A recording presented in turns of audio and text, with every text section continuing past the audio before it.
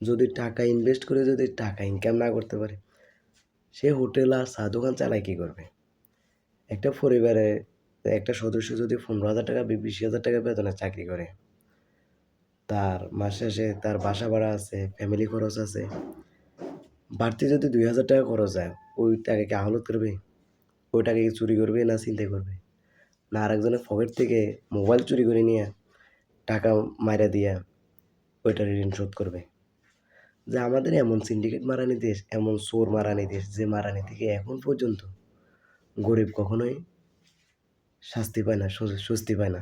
শুধু ওই বড় লোকেরাই বড়লোক হইতেছে, বড় লোকেরাই কোটিপতি হইতেছে, আর দেশের টাকা সব পাচার করতেছে।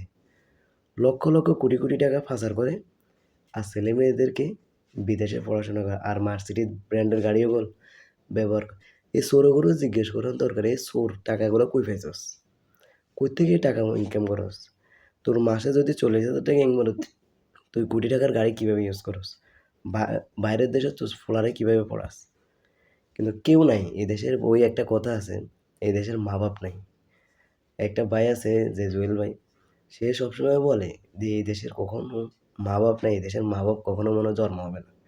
যদি জন্ম হতো রাস্তার পাশে, রাস্তার মাঝখানে ড্রেনে ঢাকনা পড়ে থাকতো না খোলা।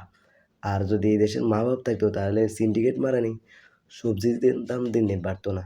যদি এই দেশের মা বাপ থাকতো তাহলে আজকে গ্যাসের 1100 টাকার গ্যাস 3200 টাকা হইতো না। 6,000 এই 3200 টাকার গ্যাস 6,000 টাকা হইতো না।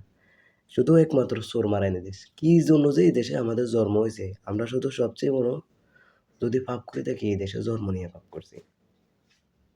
যদি অন্য কোনো কান্ট্রিতে হতো তারপরেও মনে হয় ভালো থাকতো। শুধু এই দেশে জন্ম হয়ে আমাদের দেশ স্বাধীন করে গেছে আমাদের মুক্তিযুদ্ধের বাইরে। কিন্তু এই দেশের শুধু সিন্ডিকেট মারানি থেকে মুক্তি পায়নি সাধারণ মানুষরা।